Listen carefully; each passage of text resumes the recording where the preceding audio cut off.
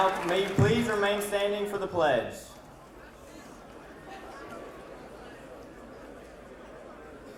I pledge allegiance to the flag of the United States of America and to the republic for which it stands, one nation, under God, indivisible, with liberty and justice for all. Thank you. Teachers and students of Arkansas, and he immediately began improving his native state. Before he was elected, he graduated from the University of Arkansas Law School and was appointed the youngest attorney in the nation by President Ronald Reagan.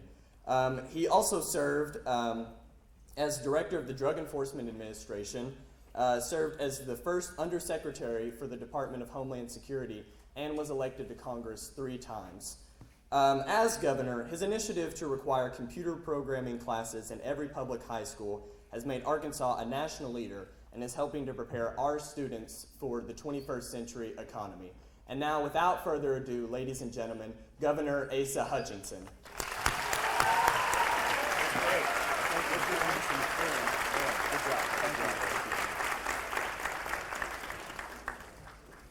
Thank you, Aaron. Man, what a greeting. I think I'm going to go back and come back in again. Well, listen, thank you for the welcome. I'm delighted to be in Bryant, and I'd like to be here to talk football. And by the way, I am going to be tossing the coin at the Salt Bowl in a couple of weeks. I have not been to that game before, so sort of excited about it. But I'm really glad to be in Bryant, and we're joined by some of our state legislators that are here. We've got our mayor that's here, Anthony Owen from the Department of Education, leading the computer science effort. We've got, now I'm embarrassed. Shane, do you want to introduce everybody? No, I can do that later. So we've got some distinguished guests here. Superintendent, thank you for your hospitality, Tom, and Principal, for allowing me to come early in the school year to talk about what you will consider a very boring subject, and that is computer coding. To me, it is computer science, but it's important for our state, it is important for our nation, and guess what? It's good for you too. And I was in the band in school. I played football in high school. I went to a small school and went to Springdale. I'm a lawyer, so I love the law and I love history. So all of those aspects of education are critically important, and I hope you love all of those. And so I don't try to be narrow when I talk about computer science, but I understand how important it is for our country. And it's such a great opportunity for our state and for you. Right now, there is expected to be 1 million unfilled jobs in the computer science area in the next 10 years. That means these jobs are in demand. They start out about $60,000 a year. That's one of the top 2 or 3 job opportunities for good pay. But in addition, you very well will create an entrepreneurship. You're going to create a software application. You could be the next Bill Gates that leads our country in technology revolution whenever you understand the language of telling a computer what to do, and that's coding. It's not complicated. It is complicated, but the concept is pretty simple, and that is we speak different languages because we want to communicate. Well, a fundamental language is speaking to a computer so that you can maximize what that computer is going to do. And whenever you look at the future, you want the future to be shaped by everyone with different backgrounds, different cultures. And if you're not helping to shape that future through software applications, then it's going to leave us out. And so that's why we need women engaged in it. We need to have minorities. We need to have everybody from different backgrounds engaged in shaping our future. I talked to one company that said they needed to have a software application writer, a code writer. that understood a particular code language, and the starting pay was $100,000. Now, I want you to go to college, but you actually could get a certificate in computer coding and develop your expertise in a lot of different ways. And Bill Gates did his thing without that college degree, but he was devoted to the computer coding initiative. Now, why am I interested in it? Well, first of all, because I see how important it is for Arkansas. But as governor, I want our state to grow in terms of technology companies. But I also saw it was really neat during my campaign. Some of you might remember a couple years ago, I had a campaign ad with my 11-year-old granddaughter, Ella Beth. And Ella Beth was 11 years old, and she worked with her dad on ibuildanapp.com and created a mobile campaign app for me. And she learned enough code to do that. And I said, if she can do that as an 11-year-old, what are the opportunities? And do those opportunities exist for the kids across Arkansas? And so I initiated as governor the first effort in the United States to mandate computer science to be offered in every high school. And last year was the first year that happened. And guess what happened? We were nervous. Anybody going to sign up for it? Because even though it is mandatory to be offered, you're not mandated to take it. It's a choice that you have. And yet, we had nearly 2,000 high school students taking computer coding in high schools across Arkansas. A tremendous success. And I just looked at what you've done here in Bryant. I tell you, nobody can... Is Mrs. Brenda Qualls here?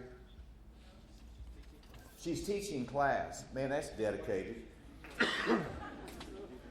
But it all starts there. You all had, 100 students last year taking coding?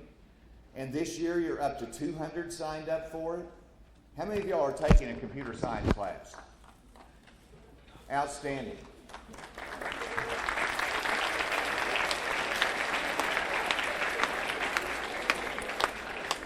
Now, I'm going to ask a question because we're going to ask a different question toward the end. But right now, just on what you know, how many of you think you'd be interested in taking computer coding while you're in high school? Raise your hand. All right, now here's the test of honesty. How many of you think you don't want to have anything to do with it and you're never going to take class? Just raise your hand. All right. I appreciate that honesty. Now, I'm going to make the case that, whether I'm a lawyer, but guess what?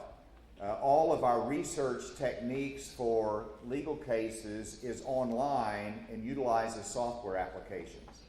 If you know code, it will help you in manufacturing. You say, I just want to get a blue-collar job. I want to work in manufacturing. But guess what? They use robotics in manufacturing. It is technology. And if you're not learning technology, you will not be good in manufacturing. You say, I just want to be a farmer and drive a tractor. Well, farmers on tractors utilize GPS, satellite technology. Whenever you look at how much water is used with the crops, they use software. Somebody wrote code to determine exactly how much water is utilized and needed for their crops to make sure that we're environmentally protected and we're not wasting our water resources and that we save money for our farmers. Just name me a field and you will be added and will be better at it because you know computer coding or have some background in computer science. I was delighted to see the largest increase in computer science students were female students, and the largest increase, though, was among minority students. And so we're really spreading it out as to people who are interested in it. I noted that Bryant High School student won the Congressional App Challenge sponsored by Congressman French Hill. So congratulations to the student and here at Bryant. And so I'm excited about it. It's important for the future of our country, but it's nice for Arkansas to be recognized. And shortly after we did this initiative, and our legislators that are here have done a great job in pushing computer science and funding this initiative. We put $5 million behind this initiative in Arkansas, mandated it in every high school, and because of that, we are recognized by Code.org, by Wired Magazine, as Arkansas leading the nation in computer science education. Is that not terrific?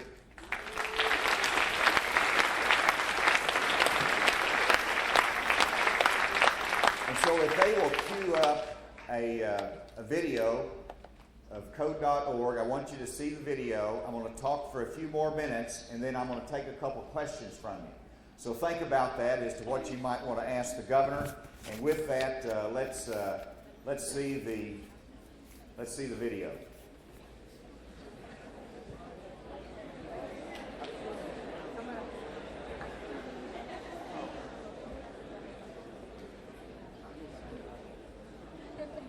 I was 13 when I first got access to a computer. My parents bought me a Macintosh in 1984 when I was 8 years old. I was in 6th grade. I learned to code in college. Freshman year, first semester, intro to computer science. I wrote a program that played tic-tac-toe. I think it was pretty humble beginnings. I think the first program I wrote asked things like, what's your favorite color? Or how old are you? I first learned how to make a green circle and a red square appear on the screen. The first time I actually had something come up and say, hello world, and I made a computer do that. It was just astonishing. Learning how to program didn't start off as wanting to learn all of computer science or trying to master this discipline or anything like that. It just started off because I wanted to do this one simple thing. I wanted to make something that was fun for myself and my sisters. And I wrote this little program and then basically just add a little bit to it. And then when I needed to learn something new, I looked it up, either in a book or on the internet, and then added a little bit to it. It's really not unlike kind of playing an instrument or something, or playing a sport. It starts out being very intimidating, but you kind of get the hang of it over time. Coding is something that can be learned, and I know it can be intimidating. A lot of things are intimidating, but what isn't? A lot of the coding that people do is actually fairly simple. It's more about the process of breaking down problems than sort of coming up with complicated algorithms as people traditionally think about it. You don't have to be a genius to know how to code. You need to be determined. Addition, subtraction, that's about it. You should probably know your multiplication tables. You don't have to be a genius to code. You have to be a genius to read. Even if you want to become a race car driver or play baseball or build a house, all of these things have been turned upside down by software. What it is computers are everywhere. You want to work in agriculture? Do you want to work in entertainment? Do you want to work in manufacturing? It's just all over.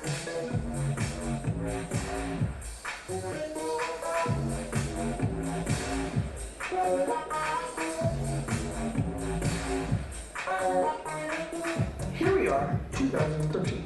We all depend on technology to communicate, to bank, information, and none of us know how to read and write code. When I was in school, I was in this after-school group called the Whiz Kids, and when people found out, they laughed at me, all these things. And I'm like, man, I don't care. I think it's cool, and I'm learning a lot, and some of my friends have jobs.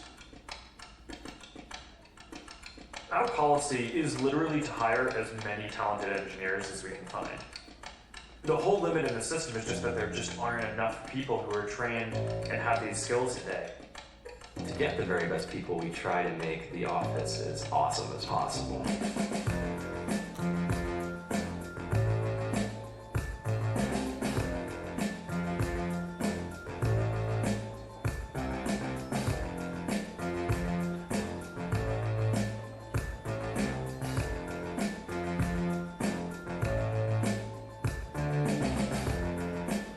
We have a fantastic chef, Free food, breakfast, lunch, and dinner.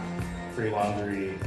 Snacks, even places to play and video games and scooters. There's all these kind of interesting things around the office and places where people can play or relax or go to think or play music or be creative. Whether you're trying to make a lot of money or whether you just want to change the world, computer programming is an incredibly empowering skill to learn. I think if someone had told me that software is really about humanity, that it's really about helping people by using computer technology, it would have changed my outlook a lot earlier. To be able to actually come up with an idea and then see it in your hands and then be able to press a button and have it be in millions of people's hands, I think we're the first generation in the world that's really ever had that kind of experience. Just to think that you can start something in your college dorm room and you can have a set of people who haven't built a big company before come together and build something that 1 billion people use as part of their daily lives is just crazy to think about, right? It's humbling and it's amazing. The programmers of tomorrow are the wizards of the future. You're going to look like you have magic powers compared to everybody else. It's amazing. I think it's the closest thing we have to a superpower. Great coders are today's rock stars. That's it.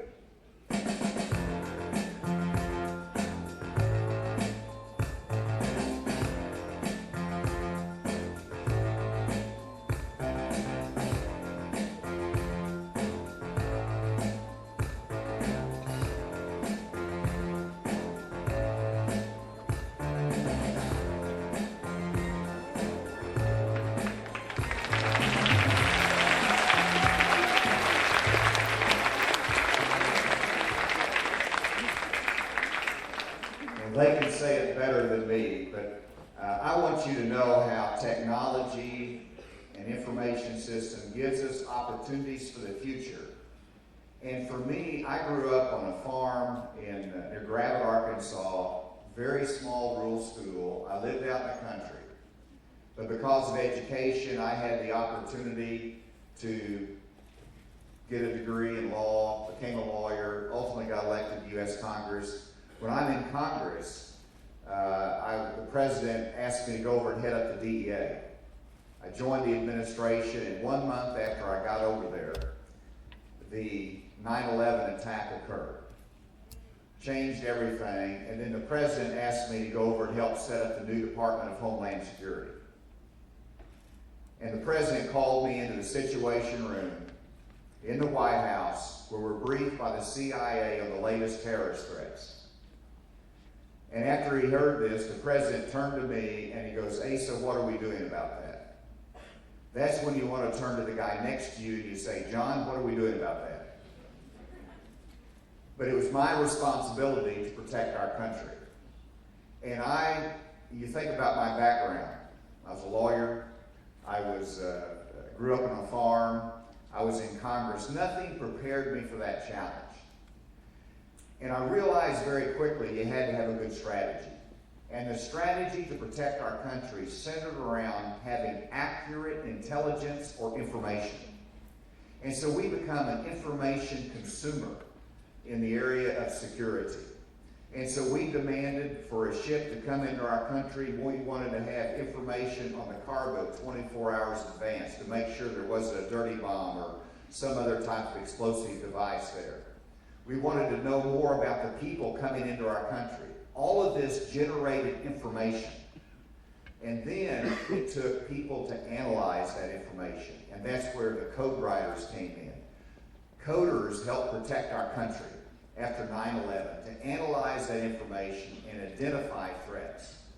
There was a shipment of what was labeled as chilled trout coming from Hong Kong into Vancouver and down to the coast of Portland, Oregon. Our National Targeting Center and our software looked at that shipment and where it was going and where it was coming from, all the records, and they said there's something suspicious about this. And through the software, code writers said you better inspect that shipment. They opened up that container, and guess what? There was not chilled trout in that container. It was a shipment of illegal arms. Our country was safer because of that. Whenever you look at our threats to our after the Boston bombing incident, the Boston Marathon, they put an explosive device in a trash can. How do you prevent that?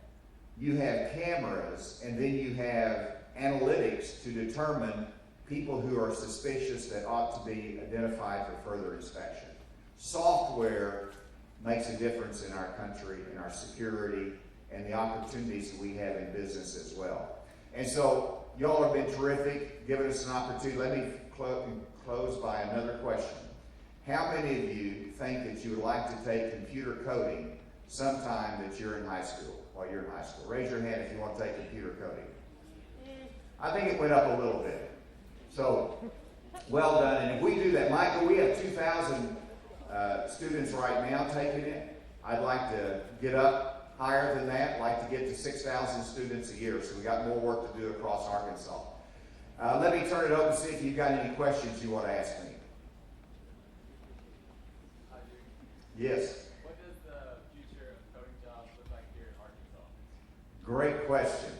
And the answer is very good. Let me give you, Matova is a good technology company. They write applications for smartphones. They started in Conway. And in Conway, they expanded from 30 jobs to 100 jobs, and then they announced that they're expanding in Northwest Arkansas. Technology is growing. Do you know that Arkansas has the largest technology company in the world? What is it? Walmart. Walmart is a technology company that through their logistics, through their online shopping, they just bought some additional technology companies. And then in North Little Rock, we just announced a new technology company, which is a company that moved from Boston back here to Arkansas, adding jobs in technology. Why is this happening? It is happening because these new startup technology companies sees the talent that we're producing through our high schools and say, if you're going to have that pipeline of talent coming through, then we can stay here. We don't have to move to Silicon Valley or to Charlotte or to Austin. And so the technology jobs are coming. But then secondly, you might be an entrepreneur that will create those jobs and develop it. So there's incredible amount of opportunity in the job place here, right here in Arkansas. You don't have to go anywhere else. Great question. Yes? Could you tell us a little bit about concurrent credit? You know, that's concurrent credit. Of course, first of all, y'all are getting concurrent credit for what's your AP courses, some of your career tech courses, a lot of courses you'll be getting concurrent credit, which would be your college credit as well as your high school credit. In terms of the computer science, there is a AP course, which I presume you get concurrent credit for that. And so it depends upon what course you take as to whether you'll be getting concurrent credit for that course. And I'm sure Mrs. Qualls can answer that better, or our principal, but there would be concurrent credit. Some of it would depend upon what course you take. I'm a believer in concurrent credit. It saves you a lot of money down the road. One final question. Where's that? Middle back. Stand up.